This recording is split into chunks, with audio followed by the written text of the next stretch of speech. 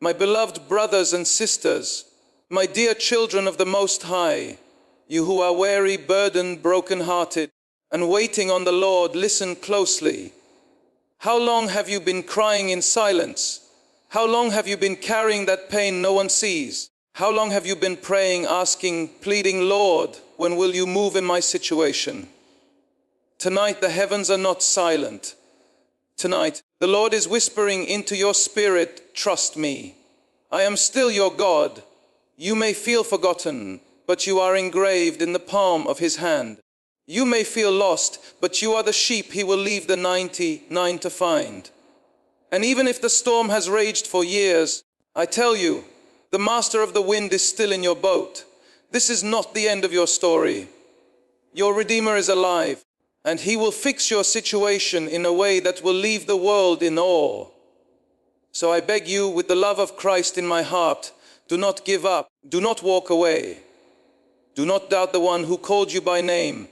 Now, my dear ones, before we enter the heart of the message, let us reflect on these 6 divine truths that will awaken your faith and anchor your soul in the promises of God. My beloved brothers and sisters in Christ, let me speak to the soul that's trembling right now, to the heart that's on the verge of collapse, to the weary spirit that feels like it cannot take one more step. You have been caught in a storm. Maybe it came suddenly. Maybe it's been brewing for years. And now you're tired of fighting, tired of believing, tired of hoping. The winds are howling around you, the waters are rising, and you're starting to think, maybe this is how it ends, maybe God has forgotten me. But I am here, sent by the grace of God, to remind you of a truth that the enemy desperately wants you to forget. God allows storms not to drown you, but to reveal his power in your life. You see, the storm is not the end. It is a setup for his glory. When the disciples were in the boat and the storm came crashing down upon them, they were not outside of God's will. They were following Jesus. They were walking in obedience. Yet the storm came anyway. Why? Because it is in the storm that we see him clearly. It is in the shaking that we understand the strength of his grip on us. The Lord doesn't promise us a life without trials. No, in fact, he says, in this world you will have tribulation. But take heart, I have overcome the world. The storm is not proof of God's absence. It is the very place where his presence is made known. The storm does not mean he has turned his back on you. It means he is about to show you what he can do when every human solution has failed. Let me tell you, my dear soul, the Lord is not afraid of your storm. He does not panic like we do. He does not wring his hands in worry or scramble for a plan B. He walks on water. He speaks and the wind obeys. He waits until the 4th watch of the night, when all hope seems lost, to remind you, I am. He is the Alpha and the Omega, the beginning and the end, and no wave can swallow the one who created the seas. And perhaps you say, but I've been praying for so long. I've been faithful. Why is this still happening to me? Oh, my child, because God is not only working through your storm, he is working in you through it. He is strengthening your faith. He is stripping away every idol. He is teaching you to walk by faith, not by sight. He is making your heart beat in rhythm with his. Sometimes the Lord allows the boat to rock so that we will cry out to him in desperation, not because he wants us to suffer, but because he wants to bring us closer. Sometimes he permits the fire not to burn us, but to refine us, to remove what cannot stand and leave behind what is eternal. Think of Job, a man who lost everything, a storm unlike any other. And yet, at the end of his suffering, Job said, my ears had heard of you, but now my eyes have seen you. This is the purpose of the storm, that you may come out of it not just with your situation changed, but with your heart transformed, with a deeper, unshakable intimacy with the living God. The storm is not just about what God is going to do around you. It's about what he is doing within you. You thought you were weak. He will show you his strength. You thought you were abandoned. He will show you his nearness. You thought the darkness would consume you. He will speak light into it and call you forth like Lazarus, alive, restored, whole. And yes, the enemy will try to lie to you in the middle of it. He'll say, you see, your prayers don't work. Your faith is in vain. God doesn't care. But don't you believe it? Don't you dare agree with hell over heaven. You hold on. You keep praying. You keep worshiping. You keep trusting. Because the Lord never lets go of the ones he loves. You may not see the full picture now, but you are not forgotten. You are not overlooked. Heaven is still working on your behalf. Angels are still fighting in the unseen. And your God, the one who hung the stars in place and called you by name, he is closer than the air in your lungs. So do not curse the storm. Do not be bitter about it. The storm is temporary. The lesson is eternal. The pain may last for a night, but joy will come in the morning. God is faithful. He did not bring you this far to abandon you now. He is with you in the fire. He is with you in the flood. And when it is all said and done, you will not drown. You will walk out in victory. You will have a testimony. You will look back and say, had it not been for the Lord, I would have perished. But he stood with me. He carried me. And he revealed his glory in the middle of my storm. This storm is not your destruction. It is your declaration. A declaration that God is who he says he is. A declaration that when man fails, God steps in. A declaration that you are more than a conqueror through him who loves you. So today, lift your head. Wipe your tears. Stand in faith, even if your knees are trembling, because the storm is not the end. It is the beginning of a miracle. God allows storms not to drown you, but to reveal his power in your life. And he is about to do something you didn't even pray for, something greater.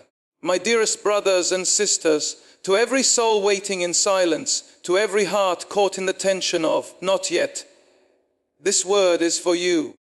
I know the weight of delay. I know how it feels to believe for something year after year and not see it come to pass. I know what it's like to kneel down, pray with tears, fast with desperation, and still hear nothing.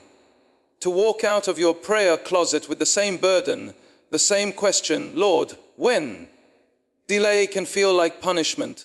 It can feel like rejection. But let me speak straight to your heart, a word from heaven for you. Your delay is not a denial. It is divine preparation for something greater. You see, what looks like a no from God may simply be a not yet, because our Father is not careless. He is not late. He is not slow as we count slowness. He is intentional, wise, and loving beyond comprehension. He withholds things not to harm us, but to protect us, to mature us, to shape us into the people who are ready to carry the blessing without it crushing us. Sometimes God says, wait, because the thing you're asking for is ready, but you are not. And sometimes the blessing is not ready, but you are almost there. Either way, his silence is not rejection. It is an act of grace.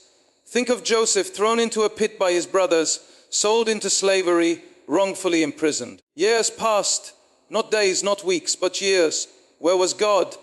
Right there, working behind the scenes, shaping him, teaching him wisdom, humbling his heart, elevating his character, so that when the time came to rule Egypt, Joseph wouldn't fall from pride or misuse the authority. If God had answered Joseph's cries in the prison too early, he would have walked out as a free man, but not as a prince. And what about David, anointed king as a shepherd boy, but then chased, hunted, hiding in caves? Years passed before he wore the crown. Why? Because God wasn't just preparing the kingdom for David. He was preparing David for the kingdom. Delay was not a detour. It was the path. You may feel overlooked, but you are in a season of holy preparation. You may be crying over doors that haven't opened, but beloved, if the Lord has closed them, then it is because behind those doors lies something that would either derail your calling or diminish your faith. God's wait is a covering. His not yet is a shield. His delay is love in disguise. So do not grow bitter in the waiting. Do not allow the delay to poison your heart with doubt. Satan wants you to believe that God has turned away from you, that your prayers don't matter, that you're being ignored. But the devil is a liar. Your tears are seen. Your prayers are heard. Your cries are recorded in heaven. And while you wait, something is happening. Your roots are growing deeper. Your trust is being refined. Your identity is being anchored in Christ and not in what He gives. You're being stretched. And yes, stretching is painful, but it's making room for greater capacity. God is building in you a faith that doesn't quit, a hope that endures, a love that is unshaken by circumstances. And all of this is far more precious than silver or gold. When the breakthrough finally comes, and it will come, you won't just be grateful for the blessing. You'll be grateful for the journey, for the tears that taught you how to pray, for the silence that taught you how to trust, for the long nights that forced you to lean not on your own understanding, but on Him. We often think blessings are only found in the arrival, but God plants treasures in the waiting. He hides gems of revelation in the delay. And if you look closely, you'll see that in this season of not yet, God has been holding your hand tighter than ever. The enemy will try to torment your mind. You're too late. You missed it. God's passed you by. But the enemy does not control God's calendar, and heaven does not operate by earthly timelines. You are right on time in God's divine agenda. You are not forgotten. Your promise is not void. Look at Abraham, called to be the father of many nations. Yet the promise didn't come overnight. He waited decades. But when the appointed time came, not the convenient time, the appointed time, Sarah gave birth to Isaac, the child of promise. Some of you are carrying a promise that seems dead, dormant, forgotten. But I declare to you today, what God spoke over your life will not return void. Even if years pass, His word will be fulfilled. Not because of who you are, but because of who He is. He is not a man that He should lie. He is not the Son of Man that He should change His mind. If He said it, He will do it. If He promised it, He will bring it to pass. So don't let delay steal your praise. Don't let it steal your hope. Delay is not denial, it's divine alignment. It's heaven putting everything in place. Hearts, people, timing, positioning. God is orchestrating every detail, even the ones you can't see. And while you wait, keep worshiping, keep serving, keep sowing in faith. The harvest is coming. Don't stop digging just before you strike the well. Don't stop pressing just before the door opens. You might not understand the delay now, but one day you'll look back and say, "Thank you, Lord, for not answering when I wanted. Thank you for making me wait, because now I see you were preparing me for something far greater than I imagined." So, my dear soul, wait on the Lord. Be strong and take heart. Wait, I say, on the Lord, for His timing is perfect. His promises are sure, and your delay is not your end. It is your beginning. My beloved child of God, there comes a moment in every believer's journey when the road ends. Not because you've chosen the wrong path, not because you've strayed, but because every option, every plan, every fallback has been exhausted. It's that place of utter emptiness. That moment when you lift your eyes to heaven and whisper, "Lord, I have nothing left." And I want you to know, if that's where you are right now, you are not in the wrong place. In fact, you are standing on holy ground. Because when you run out of options, God steps in as your only and perfect solution. God doesn't need your resources, your strength, your cleverness, or your connections to move. He waits for the moment when you have none, when your hands are empty, your plans have failed, and your wisdom has reached its limit. Because it is there, in the silence of surrender, that He reveals Himself as Jehovah Jireh, the God who provides. You see, we live our lives trying to fix things. We are planners, problem solvers, survivors. We try to hold things together with the little strength we have. We knock on every door, chase every opportunity, ask every person we know for help, and still nothing moves. That's when the Spirit of God begins to whisper, "Step aside, let me be God.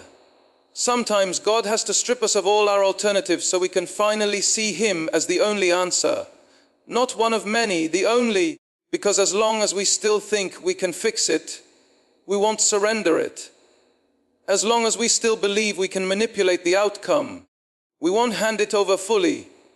He waits for the moment when your heart says, Lord, if you don't do it, it won't happen.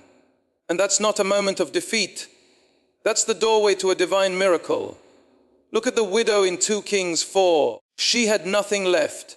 Her husband was dead, her debts were due, and her sons were about to be taken as slaves.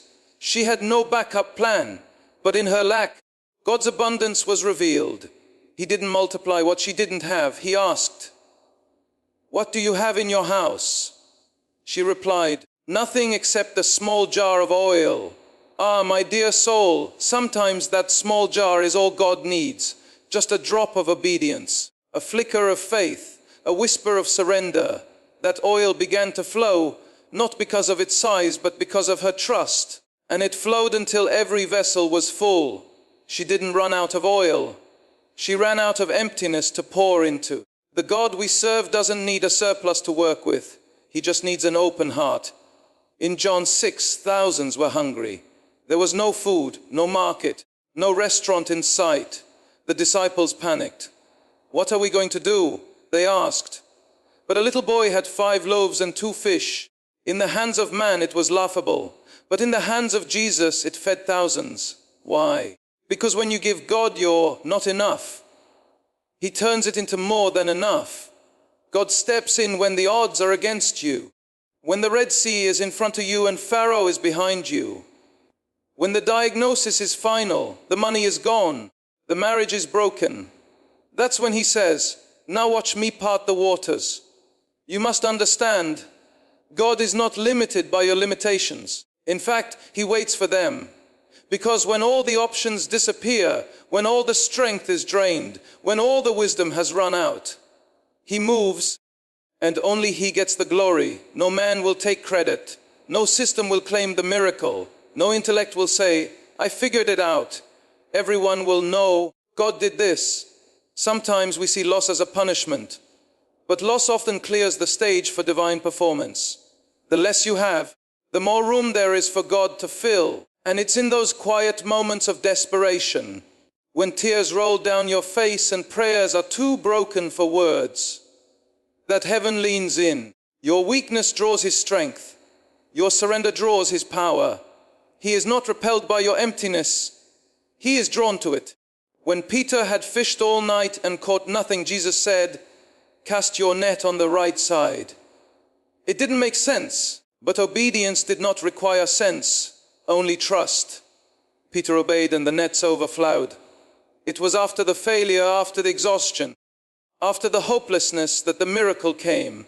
So if you're tired, if you're saying, "I've tried everything," if your heart is heavy, your body weak, your mind tormented, then you are in the right place for a miracle.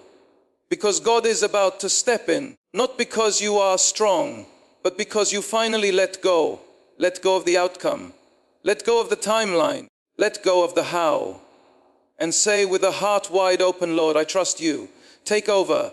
I have nothing left, and you are all I need." When you hit rock bottom, you find that He is the rock at the bottom.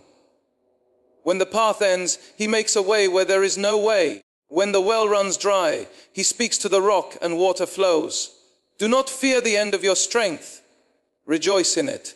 Because when your strength ends, His begins. Some trust in horses, some in chariots, but we will trust in the name of the Lord. So stand still, child of God. Let Him fight for you. He is not asking you to solve the problem. He is asking you to trust the promise keeper. He is faithful. He is near. He is not waiting for you to prove yourself. He is waiting for you to release it all. Because when you run out of options, when the night is darkest, when hope seems gone, that's when the God of heaven steps in and says, "Now watch what I can do." There are moments in life when fear wraps its hands around your heart so tightly you can barely breathe. You hear the report from the doctor. You see the bills piling up. You watch someone you love walk away. And suddenly, your soul begins to shake, not just your mind, not just your emotions, your very spirit trembles. You begin to ask yourself, what if it all falls apart? What if I don't make it? What if God doesn't show up this time? A fear has a way of building prisons. It takes your peace hostage, chains your hope, and silences your praise. It tells you that the future is dark, that nothing will change, that you're alone. But child of God, I speak to you now, not from the surface, but from the depths of God's unshakable word. Your fear does not intimidate God. He is not moved by panic. He is moved by faith. And when you trust Him in the middle of fear, His power is released over your situation. The enemy knows that if he can keep you afraid, he can keep you paralyzed. He doesn't have to destroy you.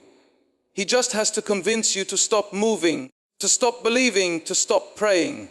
Because fear tolerated becomes faith contaminated. And the moment you begin to believe the lie that God has abandoned you, that's when darkness begins to settle in your heart. But I want you to remember, this fear is a liar. It speaks in the voice of reason, but it is rooted in deception. It sounds logical, it sounds careful, but it is trying to separate you from the very faith that brings God's promises into motion. Fear says, what if? Faith says, even if I lose everything, I will trust Him. Even if the healing doesn't come when I expect, I will still worship. Even if the storm rages, I know the one who calms the sea. In Isaiah 4:1-10, the Lord speaks directly into the spirit of the fearful. Fear not, for I am with you. Be not dismayed, for I am your God. I will strengthen you. I will help you. I will uphold you with my righteous right hand. This is not a suggestion. It is a divine promise. When God says, fear not, He is not telling you to suppress your emotions. He is giving you a command backed by His presence. You don't have to be fearless to trust God. Trust is not the absence of fear. It is choosing to believe Him in spite of it. It is standing in the middle of the storm, knees trembling, eyes filled with tears, but still saying, "O Lord, I believe. Help my unbelief." That God honors that kind of faith. He is drawn to it, because it's in your weakness that His strength is perfected. You don't have to pretend to be strong. You just have to hold on to the one who is. When Peter walked on the water, he didn't walk because the water changed. He walked because his eyes were on Jesus. The moment he looked at the wind and the waves, fear rushed in and he began to sink. But the Lord didn't let him drown. He reached out immediately. That is your Savior. He doesn't wait for you to be perfect. He just waits for you to look up. He sees you trembling. He sees the fear that tries to overwhelm you. And still He comes closer. Still He reaches out His hand. Still He says, "Peace, be still." When fear grips your heart, remember who your Father is. You are not an orphan. You are not forgotten. You are not left to face this battle on your own. You have the Spirit of the living God inside you. The same Spirit that raised Christ from the dead. And that Spirit does not whisper fear. It declares victory. You are not going to be defeated by what you're facing. You are not going to be crushed by the weight of this trial. You are not going to be lost in the confusion. Because God is with you, not in theory, not in poetry, but in power. The God who parted seas, who shut the mouths of lions, who walked through fire. That same God walks with you. So when fear rises, you lift up your voice. Don't stay silent. Speak the word. Declare His promises. Because fear cannot survive where the truth is spoken. Worship in the face of fear. Praise in the midst of pain. Say it even when you don't feel it. I will trust you, Lord. Because every time you say that, every time you lift your voice in faith, you drive back the darkness. Don't wait for the fear to go away to start moving. Move through it. Speak through it. Pray through it. God will meet you there. He will honor your courage, and He will show up in ways you never imagined. Remember Joshua, trembling before entering the promised land. The Lord said to him 3 times, "Be strong and courageous. Do not be afraid. Do not be discouraged. For the Lord your God will be with you wherever you go. Not because Joshua had all the answers, not because the giants were small, but because God was with him. And so it is with you. You may not feel strong, but strength is not a feeling. It is a person, and his name is Jesus. You may not see a way, but the way is with you. You may not know what tomorrow holds, but you know who holds tomorrow. Let faith rise in you today. Let the roar of God's truth silence every whisper of fear. You are not abandoned. You are not hopeless. You are not defeated. You are held. You are seen. You are safe in his arms. And when fear knocks again, because it will, you don't open the door. You stand on the word. You call on the name above every name. And you remind yourself, the Lord is my light and my salvation. Whom shall I fear? The Lord is the strength of my life. Of whom shall I be afraid? That is your heritage. That is your portion. Not anxiety, not torment, not dread, but peace, power, victory. So today, lift up your head, child of God. Lift up your heart. Even with fear pressing in, even with darkness surrounding, stand tall, stand firm, because the Lord your God is with you. And where he is, fear has no power, you said. So keywords extend point first, 1,000 words without. Heading ChatGPT said. There is a pain that goes deeper than wounds of the body. It's the pain of waiting, the pain of hoping, the pain of crying out to God again and again, and hearing nothing. It's not the silence of a quiet room, it's the silence of heaven. That place where your prayers feel like they're hitting the ceiling and falling back down. You whisper in the dark, God, are you even listening to me? And with every unanswered cry, a voice in your head begins to rise. Maybe he doesn't care. But I want you to hear me now with all the fire of heaven behind this truth. God hears every word, every whisper. Every tear that falls from your eyes is caught by his hands. He is not deaf to your pain. He is not blind to your struggle. And he is not ignoring you. In fact, the very silence you feel may be the proof that he is doing something deeper than you know. Something eternal, something holy, something that can only be done in the fire. You see, God doesn't just want to change your situation. He wants to change you in the middle of it. Sometimes the breakthrough is delayed because the transformation is still in process. We pray, Lord, fix it. And he replies, child, let me fix you first, because the miracle on the outside must match the maturity on the inside. If he gives you the promise before you're ready, the blessing could destroy you. But if he refines you through the waiting, then when the answer comes, you'll be able to carry it with grace, with strength, and with faith that cannot be shaken. In those moments when you feel abandoned, you're not. That's the time he's actually drawing you closer. Think of Jesus on the cross. Even the Son cried out, my God, why have you forsaken me? Was the Father truly absent? No. But Jesus had to walk through that valley of separation so you and I would never have to. He endured the silence of heaven so you could be confident that even in your darkest hour, God is near. Silence is not absence, and delay is not neglect. God is working in the waiting. And while you think nothing is changing, everything is shifting in the realm you cannot yet see. Let me take you to the book of John, chapter 11. Lazarus is sick. His sisters, Mary and Martha, send word to Jesus. The one you love is sick. And yet, Jesus waits, he delays, he doesn't rush, he doesn't speak. He waits until Lazarus is dead. And when Jesus finally arrives, Martha says what many of us have thought, Lord, if you had been here, my brother wouldn't have died. In other words, you're too late. Where were you?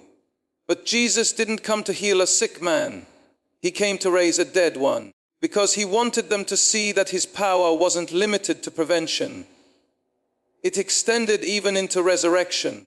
Sometimes we cry because we wanted God to stop the pain. But God wants to show us that even when everything falls apart, he can still bring life out of death. He can still turn your greatest disappointment into the stage for his greatest glory. But here's the hard part, that glory only comes through trust. You have to trust Him when it makes no sense, when the pain is still raw, when the outcome looks final, when your heart is shattered and you don't know how you're still standing. That's where faith lives. Not in the comfortable, not in the convenient, but in the crushing, because that's where oil is produced, in the crushing. Sometimes your prayers are not answered the way you want, because God is answering them in a way that is far greater than you could ever imagine. You asked for relief, He's giving you refinement. You asked for a door, He's giving you a destiny. You asked for healing, He's giving you wholeness. And all of it begins with trust. Trust is not easy. It means choosing to believe when everything screams against it. It means saying, Lord, even when I don't see it, I believe you're good. Even when I don't hear you, I trust you're near. Even when nothing looks right, I stand on your word. And listen closely. God is not intimidated by your questions. He is not offended by your tears. He welcomes them. He draws close to the brokenhearted. He gathers your pain and weaves it into a testimony. So pour it out. Cry if you need to. Yell if you have to. But then, when the tears stop, stand. Stand in faith. Stand in trust. Stand on the promise that He will never leave you nor forsake you. He's not asking you to figure it all out. He's asking you to hand it all over. You don't need the plan. You need the planner. You don't need control. You need confidence in the one who holds the universe in His hands. So when the silence comes, trust Him. When the waiting stretches longer, trust Him. When the answer feels impossible, trust Him. Because the God who spoke the world into existence is not done speaking over your life. He is still writing your story. Don't close the book because of one painful chapter. Don't walk away because you don't like how the page looks right now. There's more ahead. There's redemption ahead. There's joy ahead. The pain will pass, the tears will dry, and the silence will break. You will look back one day and say, now I see what He was doing. He never left me. He was preparing something greater. But until then, hold on. Keep believing. Keep praying. Not because your prayers are perfect, but because your God is faithful. Even when you don't feel Him. Even when you don't understand. Even when it hurts beyond words. Trust Him. Because the silence won't last forever. The waiting will come to an end. And when it does, it will be worth every tear, every prayer, and every step of trust you took in the dark. God is not late. He is right on time. And His time is always perfect. There comes a moment when your heart is exhausted, not because of physical labor, but because it has carried too much, hoped too long, cried too often. You've stood in the gap, believed for breakthrough, prayed until your voice was hoarse. And still, nothing changed. It's easy to get tired. It's easy to say, maybe I should stop expecting. Maybe this is just how life is going to be. You begin to lose hope, not because you don't believe in God, but because you've grown weary waiting for the promise. But let me speak directly to your soul today. Don't stop believing. Don't stop trusting. Don't let go now. You are closer than you think. The enemy doesn't fight what's already defeated. The storm intensifies before the dawn because something is about to shift. Heaven is not ignoring you. The delay is not denial. What God has spoken over you, He will fulfill. When God makes a promise, it is not based on chance. It is not a possibility. It is a certainty. The only thing He asks of you is faithfulness in the waiting. But let's be honest, waiting is hard. Especially when everything around you contradicts the promise. Especially when people mock your hope, when your own thoughts betray you, when time keeps ticking and your miracle hasn't come. Yet faith is not anchored in what is seen. It is rooted in who has spoken. God is not a man, that He should lie, nor a son of man, that He should change His mind. And Numbers 23:1 if He said it, He will do it. If He promised it, He will bring it to pass. It may not look the way you imagined. It may not happen in the time you expected. But the God who spoke light into darkness still speaks into your circumstances. and His word never returns void. Some of you have been holding on for years to a vision, a word, a calling. Maybe you were a teenager when God whispered it to your spirit, and now you're an adult wondering if you misunderstood. You didn't. That seed of promise is still alive, but seeds take time to grow. And growth often happens underground, where no one sees it. Just because it's not visible doesn't mean it's not working. Abraham waited 25 years for Isaac. Joseph waited through betrayal, slavery, and prison before the dream God gave him came to life. David was anointed king, but spent years hiding in caves before wearing the crown. God doesn't rush greatness. He prepares it. And He's been preparing you. This season of waiting is not wasted. It is producing something in you. Perseverance, humility, depth, endurance, trust. These are things that can't be developed in comfort. They're forged in fire, built in storms, shaped in silence. And when the time is right, what God has prepared in secret will be revealed in power. But don't confuse the pause with abandonment. God hasn't forgotten you. He hasn't changed His mind. He's still writing your story. He's still fighting for you behind the scenes. You may feel invisible, but you're not insignificant. You may feel silent, but your prayers are still echoing in heaven. Don't measure God's faithfulness by the speed of the outcome. Measure it by the unshakable truth of His word. When your emotions waver, His word stands. When your mind is overwhelmed, His promises remain. Hold on. Don't release your faith just because the wind is howling louder. Don't stop worshipping just because the answers haven't come. Your worship is your weapon. Your praise confuses the enemy. Your consistency in prayer builds a bridge between the now and the not yet. You may be standing on nothing, but faith turns nothing into not yet. And some of you right now are on the edge of your breakthrough. You don't even realize how close you are. You've been faithful. You've walked through fire and didn't quit. You stood when others would have fallen. You kept trusting when there was no evidence.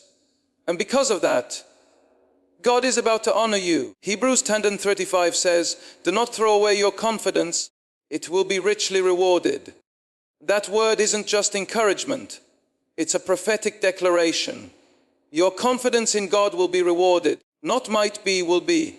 Don't give up in chapter 11 when God has a chapter 12, 13, and 14 written. Don't close the book of your life because one page has pain. What feels like an ending is often a beginning in disguise. What looks like a breakdown is the setup for a breakthrough. God doesn't waste suffering. He uses it. Every tear, every night of anguish, every unanswered prayer, all of it is seed in the soil. And when it's time, harvest will come. You will reap in joy what you sowed in tears. You will see the promise come to pass, not because you forced it, but because you stood in faith. So I speak over you right now, be strengthened. Let hope rise again. Let expectation awaken. Shake off the disappointment. Break the agreement with doubt. God is still the God of miracles. He is still the way maker.